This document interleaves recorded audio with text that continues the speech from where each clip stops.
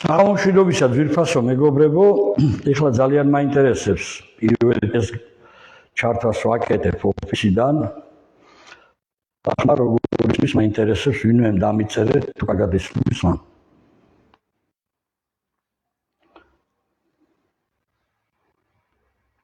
აი ვინმე ერთი სიტყვით დამიწერეთ, ხმა თუ კარგად ისმის. პირველი ჩართვა აქედან და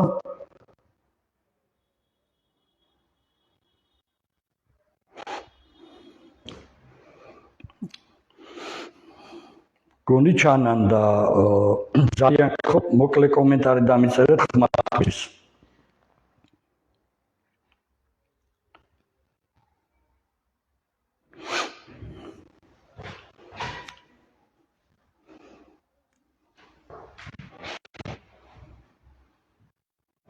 ისმის ჩემი ხმა ეხლა?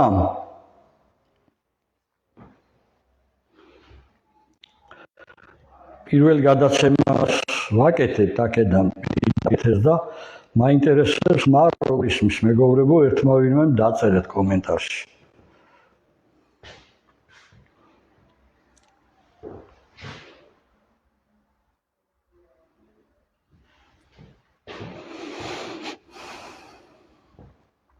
ჯერჯერობით ვერ ხედავ კომენტარს.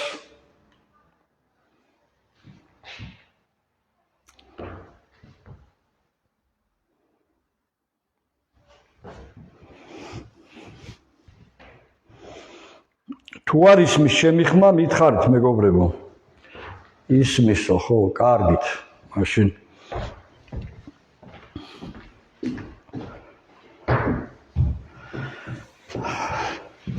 მოკლედ, საღამომშვიდობისა, ძვირფასო მეგობრებო, ეს პირველი პირდაპირი ეთერია ჩვენი სტუდიიდან, მინდა მიულოცო ჩვენს მხარდამჭერებს, ქართველთა დიდი გაერთიანების მხარდამჭერებს, დღეს სილქნეტის ინტერნეტი შემოვიყვანეთ უკვე სტუდიაში და დღეიდან ჩვენ ძალიან საინტერესო გადაცემებს დავგეგმავთ აქ პირდაპირ ეთერს.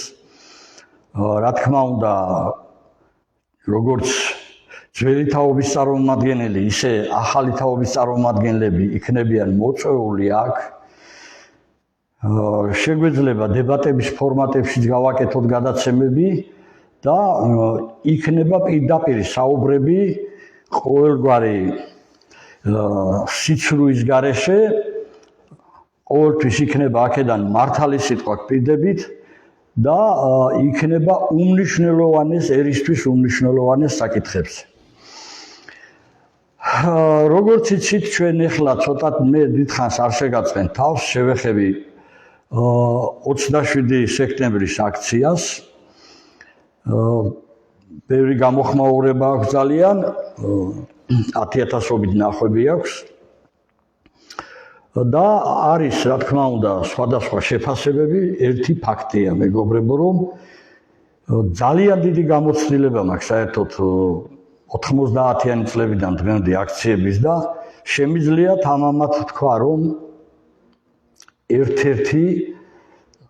ერთ-ერთი ძალიან საუცხოო აქცია ჩატარდა, ძალიან აკადემიური, აი ნამდვილად კლასიკური, ესე იგი ვინც კი გამოვიდა გამომსვლელი, იყო აბსოლუტურად ძალიან მაღალი დონის, კლასიკა იყო ნამდვილი და ყველა ეხებოდა სხვადასხვა თემებს.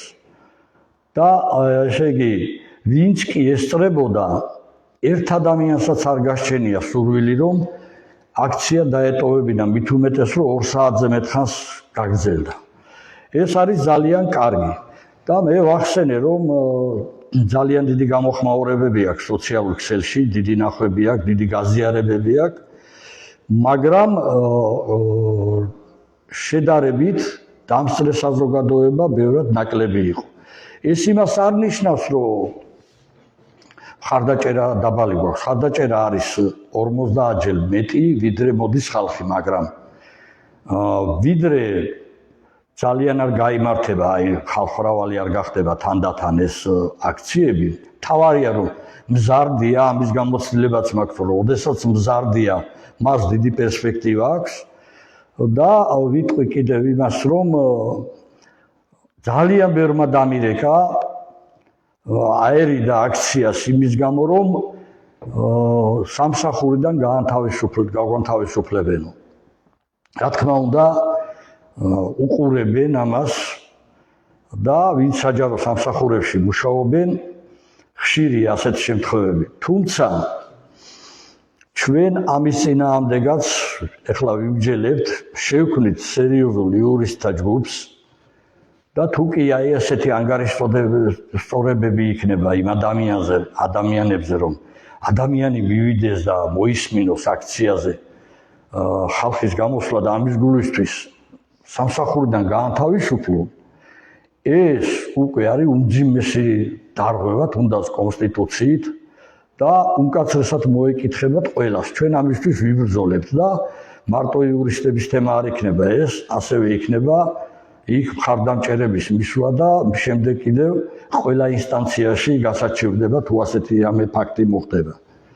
მე უბრალოდ ერთი რამე მინდა უთხრა ჩვენს ხალხს, რომ პრობლემა იმდენად მძიმეა, რომ ეხლა სამსახურების გაფრთხილება, რომ აიმე სამსახურიდან არ გამიშვან, ეს ძალიან გავიცი, ახლა მე ვერავის ვერ მოუწოდებ, ვიცი რომ ძალიან ძნელია მართლაც ვიღაცა სამსახურიდან გაანთავისუფლონ, მაგრამ პრობლემა იმდენად მძიმეა, რომ სამსახურიდან კი არა, მალე საერთოდ ამ ქვეყანაში არ დაგვაყენებენ უკვე.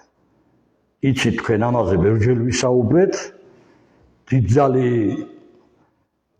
აფრიკული და აზიური ქვეყნებიდან დიდძალი ხალხის შემოდინება დაიწყება ახლა მალე, აი ამ 6 მილიარდიან პროექტს მოყვება ეს ყველაფერი, ინვესტიციას ასე ვთქვათ და ღმერთმა არქნას ის მოხდეს, რომ რაც სირიაში მოხდა, როდესაც როდესაც მომძლავრდნენ იქ მუსულმანები, ქრისტიანებს სამწუხაროდ თავებს აჭრიდნენ, ეს ყველა ვნახეთ თქვენ. ჩვენ ძალიან მძიმე მდგომარეობაში ვართ, წელს კიდევ სტატისტიკით იგეგმება უკვე, რომ 200,000 ქართველი დატოვებს ისევ ქვეყანას, ჯერ ისე რაღა დავრჩით, მაგრამ საპირწონედ რომ იცოდეთ აი ამ ინვესტიციას მინიმუმ აი ამას მე გეუბნევით და დაიმახსოვრეთ ეს ჩემი სიტყვა, მინიმუმ 9 მილიონზე მეტი ადამიანი მოყვება იქიდან, აფრიკიდან და აზიიდან იაფი მუშახელის სახით.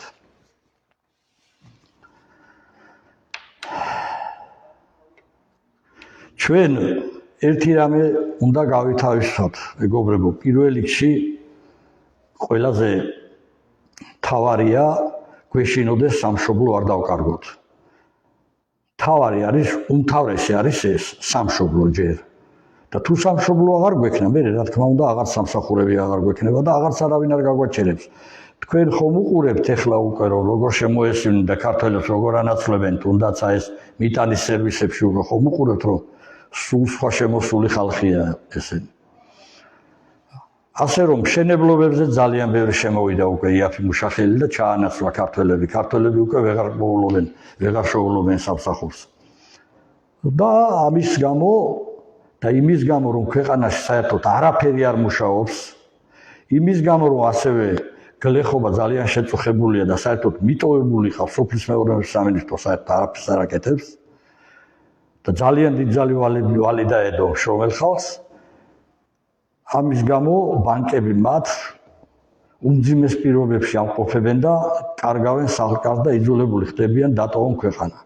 მოკლედ ეს ყველაფერი იცით, მე მგონი ჩემი ახსნები აღარ გჭირდებათ მეგობრებო და საჭიროა ახლა მობილიზება, შიში უნდა დავთრგუნოთ ყველამ, რაც უფრო დროულად დავთრგუნავთ ამ შიშს, ჩვენ ძალიან მალე გამოვალთ იმ სანატრელი აქციით, რომელმაც აი ამ რეჟიმს უნდა მიაღებინოს ის გადამწყვეტი კანონპროექტი, რის შემდეგაც ქვეყანაში ყველაფერი შეიცვლება აბსოლუტურად და დაინიშნება სამართლიანი დემოკრატიული არჩევნები და არა ის ახლა იქ რომ დარბიან და ერთი მხარე და მეორე მხარე რომ ყველა რო ქვეყნის წინააღმდეგ გამოდის.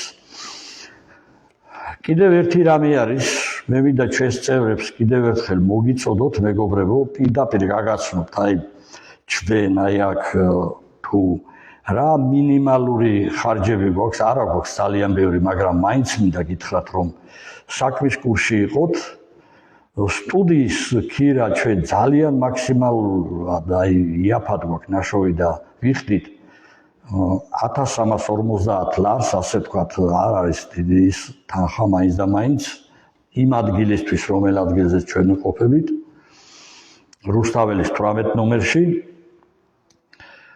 ამას რა თქმა უნდა დაემატება 20% საშემოსავლო და ელექტროენერგიის და დასუფთავების და წყლის გადასახადი. ერთი მეორეზე ჯამში ეს არ არის დიდი თანხა, თუმცა აქ ჩვენ ახლა ყოველდღიურად უკვე დაგვჭირდება ოპერატორი და ერთი ადამიანი, რომელიც კვირაში ერთ-ორ დღეს მაინც ოფისში იჯდება და მიიღებს ახალ წევრებს, მიიღებს სტუმრებს და ასე შემდეგ. ამაზე ჩვენ მინიმალური რაღაც ხელფასი დაგვჭირდება. ჩვენ ამის პრობლემა არ გვექნება თუ ჩვენი ოფიციალური წევრები, რომელზეც დაწესებული გვაქვს შემოწირულობები 10 ლარი თვეში, თუ ეს იქნება, არ გვექნება პრობლემა, თუნდაც ყველამაც რომ არ გადაიხადოს, ვიცით რომ ბევრს უჭირს, მაგრამ გულის ტკივილით მინდა ერთი რამე თქვა, რომ ემიგრაციაში დაახლოებით ერთი 5-6 ადამიანის გარდა, 7 ადამიანის გარდა, მე ამ ადამიანებს ვკითხავ მე და დავასახელებ მათ გვარებს და სახელებს თუ არ ეწყინებათ, ფაქტიურად იქიდან არის სიჩუმე და ყველა ინფორმაცია მაქვს აბსოლუტურად 99% ემიგრაციისა ეხმარება ნაციონალურ მოძრაობას. აი ჯაშუშებს, რომლეთაც ერთი სული აქვს უკრაინის ბედი გააზიარებინო საქართველოს და ეს ვერ გაიგეს. ემიგრაციის აი სულ მცირე 9% კი რომ თითოეულმა 10 დოლარი რო გადმორიცხოს, ჩვენ ძალიან სწრაფად მოვახდენთ ცვლილებებს აი აქ ამ ქვეყანაში. ძალიან სწრაფად. ელემენტარული რაღაცეებია გადასაწყვეტი, რომლისთვისაც ეს დაგვჭირდება.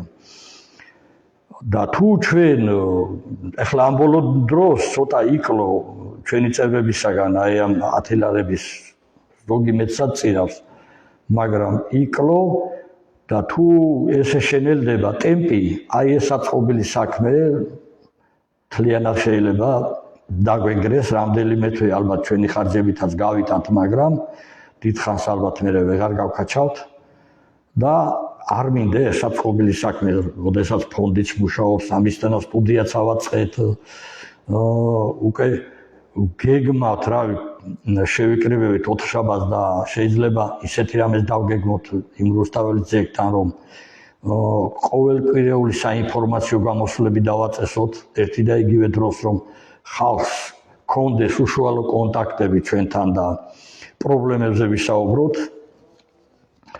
ამ ყველაფერს სჭირდება მეგობრებო ჯანსაღი ხალხის მხარდაჭერა.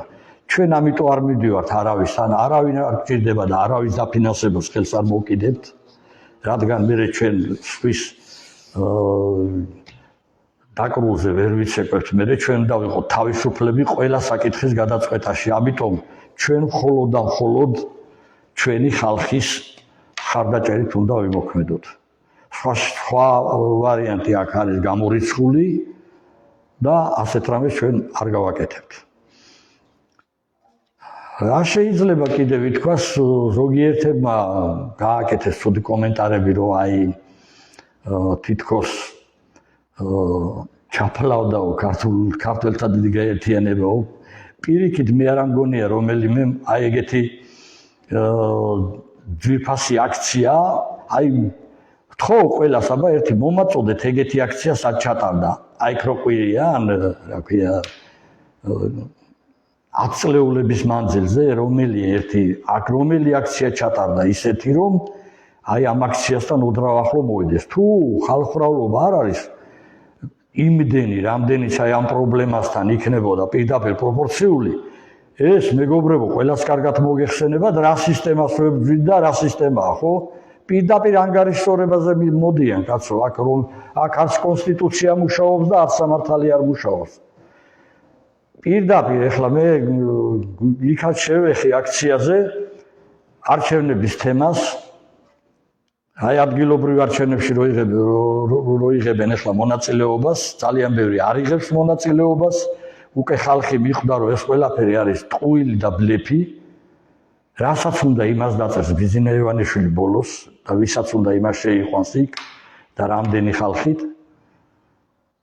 ამიტომ აი ამ ფარს და ამ არალეგიტიმურ არჩევნებს ჩვენ ბოიკოტს უცხადებთ ქართველთა დიდი გაერთიანება და მანამ არასოდეს არ ჩამოუყალიბდებით პარტიად თუ რაღაცა ძალად, მანამ არ იქნება აქ, სანამ არ მივაღებინებთ იმ საარჩევნო კანონს, იმ სამართლიან საარჩევნო კანონს პარიტეტზე, რომელიც იქნება მისაღები ქართველი ერისთვის. ასე მოიქცა თავის დროზე ცხონებული ზვიად გამსახურდიას და საბოლოო გამარჯვებამდეც მივიდა. დღეს ამ გაყალბების სისტემაში, როდესაც უზარმაზარი მანქანა მუშაობს, მთელი მთავრობა, ესე იგი, მობილიზებულია საჯარო სამსახურების ხელმძღვანელებს ავალებენ მის ხელქვეითებს ყველა სათითაოდ დაურეკონ და მიიღონ თანხმობა რომ არჩევნებზე მივლენ. ეგ არის თავისუფალი არჩევნები ქართულ ოცნება. თქვენ გესმით რა დონეზე უჭით ლეგიტიმაცია მეგობრებო? აქ იმაზე კი არა ლაპარაკი რომ ვერ ჩაატარებენ ბოიკოტი, ნულზე კი არ შედგება, მაგრამ 25%-ზე მეტი თუ არ მიუვათ და 30%-ზე მეტი ამორჩეველი ვერანაირად ლეგიტიმური ვერ იქნება მიუხედავად იმისა რომ ამათმა შეცვალეს ამ რეჟიმმა თავიდანვე როდესაც მოვიდნენ იარაღით, როდესაც ვეღარ მოყავდათ 51% მეტი არჩევნებში, შეცვალეს და ჩაწერეს თავიანთ ხედრიონის კონსტიტუციაში, რომ 50+1 ამოიღეს და უბანზე საკმარისია 2 ადამიანი მივიდეს, არჩევნები ჩატარებულად ითვლებაო, იმიტომ რომ ხალხი პროტესტს უცხადებდა. დღეს მე ვიცი რომ დაახლოებით 70-75%-ს არჩევნებში მისვლა არ უნდა. და ჩვენ ეს უნდა განვახორციელოთ მეგობრებო და ყველას მოგიწოდებთ აბსოლუტურად არ მისცეთ ლეგიტიმაცია მაქსიმალურად არ მიხვიდეთ არჩევნებზე, მით უმეტეს ძალიან სერიოზული ხმები გამოდის, მე არ მინდა ახლა ეს გავავრცელო. აი ეს ორი მხარე გეგმავს ძალიან დიდ პროვოკაცია და ძალიან დიდი ძალებია მობილიზებული. ძალიან ბევრმა დამირეკა სხვათა შორის და გამორიცხული არ არის აი იმხელად ბინძური ძალა არის ქართული ოცნება და ნაციონალური მოძრაობაც რომ ყველანაირ სიცხულზე წავიდნენ 4 ოქტომბერს. ამიტომ ყველაზე უკეთესი გადაწყვეტილება არის დარჩით სახლში და არავინ არ მიიღოთ აი ამ ცრუ ფალსიფიცირებულ არალეგიტიმურ არჩევნებში და არ მისცეთ ლეგიტიმაცია ბიძინა ივანიშვილს და აი ამ რეჟიმს. ეს არ არის მარტო ბიძინა ივანიშვილის რეჟიმი, გარედან გვიშოვენ მარიონეტებს. სულ ეს მინდოდა მეგობრებო, მე თქვა ჩვენ გვინდა ეხლა მე გამოვაქვეყნებ ასევე ჩვენს ანგარიშს და კვირაში ერთხელ დავდებ ხოლმე ჩემს გვერდზე. ყოველ დღე ეხლა გვეხათრება და არც მე არ შეამოვნებს ეგ დავდო. როდესაც დავამთავრებ ლაივს, აქ კომენტარში დავდებ ამ ანგარიშს, რომ იცოდეთ, ზოგჯერ მირეკავენ რომ არ იციან. და ერთი მთავარი მინდა გითხრათ. ყველა ნიჭიერი ახალგაზრდას გვინდა გაუკეთოთ ეხლა მობილიზაცია და აი აქ ამ სტუდიაში, როდესაც მოვიწვევთ საზოგადო მოღვაწეებს, გამოჩენილ ადამიანებს, მეწეგან ბატონ ვაჟა ოთარაშვილსაც ვესაუბრე და გადაწყვიტავს. მოვიწვევთ აქ ცნობილ ადამიანებს, ბატონ ერეკლე საღლიანს, ჩვენს ბატონ დემურს და ჭკვიან ხალხს, ბატონ გოგეჩიას, ზაქარიას, ყველა ვიქნებით აქ. ქალბატონ თინა თოფურიასაც სურს და ქალბატონ თინათინ გოცაძესაც კოვიდის შესახებ ძალიან სერიოზული და ისევ იგეგმება რაღაცა ვირუსების გავრცელება და ამ თემებსაც ხელს შეუწყობთ აუცილებლად და ჩვენ გვინდა რომ აი ამ გამოჩენილ ხალხთან ერთად შემოვიყვანოთ თანდათან დებატებში ახალგაზრდების ჩართულობა გვინდა. თუ ვინმე სურვილის გამოთქვამს, სულზადყოფნას გამოთქვამთ ჩვენ ქართველთა დიდი გაერთიანება, რომ აი ახალგაზრდებს მივაღებინოთ მონაწილეობა და უფრო მეტიც თუ სურვილი ექნებათ თვითონ იმ ახალგაზრდებმა ახალგაზრდულ საათს მიცემთ და წაიყვანონ პირდაპირ ეთერი, თვითონ მოიყვანონ თავიანთი მეგობრები და ისაუბრონ ქვეყნის მნიშვნელოვან აი ამ პრობლემებზე. მოკლედ, მეგობრებო, კიდევ ერთხელ გილოცავთ, ჩვენ ძალიან სწრაფად და ნაბიჯ-ნაბიჯ და სწორად მივდივართ წინ და მე თავიდანვე, როდესაც აი ამ ეს იდეა გავახმოვანი გახსოვთ თქვენ გასულ წელს, მაშინ თავიდანვე დაგვირდით, რომ და ვთქვი, რომ ჩვენ მივალთ აუცილებლად დიდ გამარჯვებამდე და ვთქვი, რომ ეროვნულ იდეას აი ეს პოლიტიკური ვაჭრუკანები ვერ გაუძლებენ. ჩვენ სულაც რომ ანგარიში გაგვისწორ, რომ თვითონ იდეა დაამარცხებს ამათ, ეს იცოდეთ და გეჯეროთ და ამისი გწამდეთ.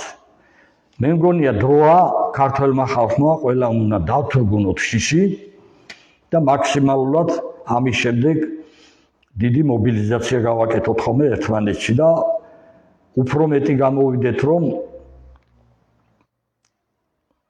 ძალიან გულდაწყვეტილები დარჩენ ჩვენი მტრები.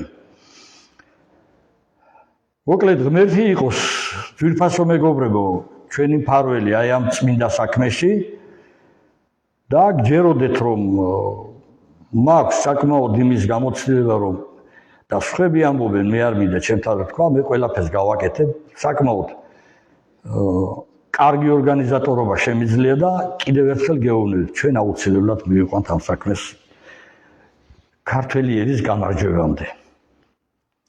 მადლობთ მეგობრებო ყურადღებისთვის, კიდევ ერთხელ ღმერთი იყოს ჩვენი მფარველი ამ წმინდა საქმეში. დღეს მე ოპერატორი არ ყავს, უფრო ეს დატესტვა იყო დღევანდელი გადაცემის ბოდის გიხდით, რომ მე თვითონ მიწევს გამოხტვა და ჩართვა. უნდა კარგად ზანდებოდეთ.